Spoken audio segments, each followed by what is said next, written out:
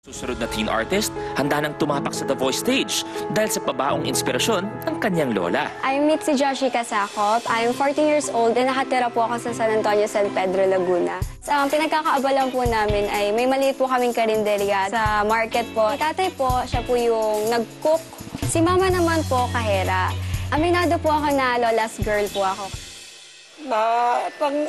Ramdam ko yung yung sobrang pagmamahal sa akin. Pagka maliligo ako, ihahanda na niya yung papaligo ko. Lahat na ginawa. Pangarap mo yan. Kaya pagpatuloy mo, anak, ha? Magpakabait ka. Andito lang si Lola at nagmamahal at sumusuporta sa iyo, anak. Thank you po. Promise po.